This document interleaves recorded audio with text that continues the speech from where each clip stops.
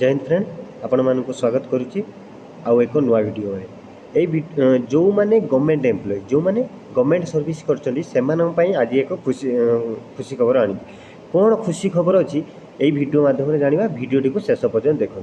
प्रथमतः मुझे कहि आमर जो काली जो 24 तारिख रे जो कैबिनेट बैठक जो बसी से बैठक में कौन एक जो गवर्नमेंट सर्विस मान चाकरी कर कौन गोटे खुशी खबर न्यूज आसी से विषय में जाना।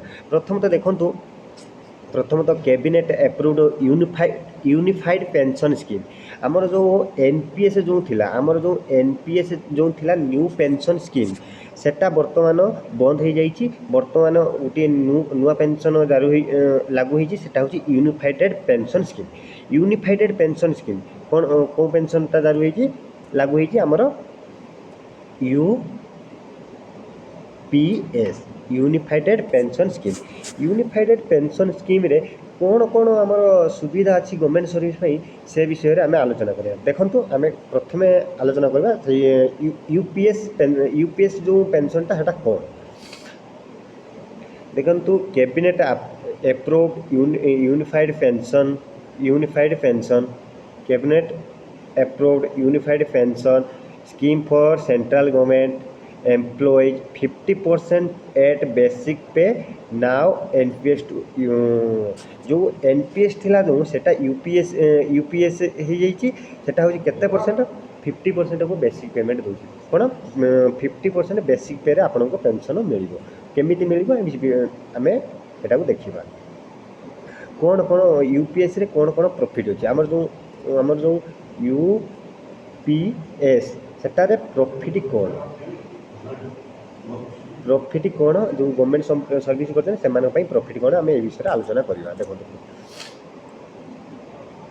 देखो यूपीएस जो यूपीएस रे कौन कौन प्रथम दूसरी एजुएट पेंशन 50% ऑफ बेसिक पे 50% ऑफ बेसिक पे आमर जो माने एजुएट पेंशन कौन सेटा हूँ 50% बेसिक पे आपन को दूसरी सेटा कौन आम नेक्स्ट रे जानिबा आगर कौन कौन सेटा जो आमर यूपीएसटा जो कौन कौन प्रॉफिट ता विषय में जानिदवा। देखो प्रथम एजुएट पेंशन दूसरी तापर आउ गोटे आमर फैमिली गोटे पेंशन रखुची जो मैंने 60% फैमिली पेंशन रखुची सेटा कौन 60% फैमिली पेंशन रखुची कौन है 60% कौन जो मैंने एम्प्लॉई जो मैंने गवर्नमेंट सर्विस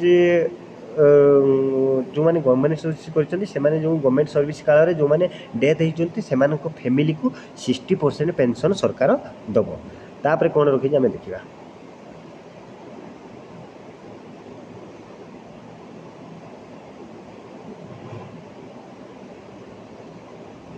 तापर गोटे रखी कौन dearness relief is also allowed dearness relief is also allowed ये गोटे भी स्कीम रखी डीए भी रखी।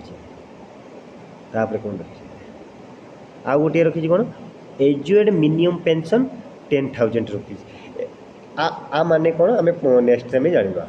देखो प्रथम एजुएड पेंशन फिर प्रथम जो एजुएड पेंशन अच्छी विषय जानते employees will receive a pension equivalent to 50% of the basic pay over the last 12 month period of return जिते जो गोटे गवर्नमेंट एम्प्लॉय 12 मास जो मैंने 12 मास लास्ट जो 12 मंथ जो पेमेंट पाइबो से पेमेंट रे आमर केते परसेंट आपन को दबो से पेमेंट रे आपन को केते परसेंट 50 से पेमेंट रे आपन को 50% दूसरी से पेमेंट रे आपन को केते परसेंट दूसरी 50% केमी जो मैंने सर्विस केते वर्ष करथिबे जो मैंने सर्विस 25 वर्ष करथिबे जो मैंने सर्विस केते वर्ष करथिबे 25 वर्ष करथे सेही मानु को आपन को 50% दूची 50% दूची। तापर फैमिली पेंशन कोन गुटे देजी एजुएड फैमिली पेंशन कोन देजी जो गवर्नमेंट एम्प्लॉय आमर चाकरी काल भितर जो डेथ हो जाती से 60% से फैमिली की दूसरी कौन दूसरी 60% से फैमिली की पेंशन तुरंत देदेव। तापर देखा एजुएड मिनिमम पेंशन एजुएड मिनिमम पेंशनटा है कौन ये मिनिमम पेंशन 10,000 फॉर मंथ एजुएड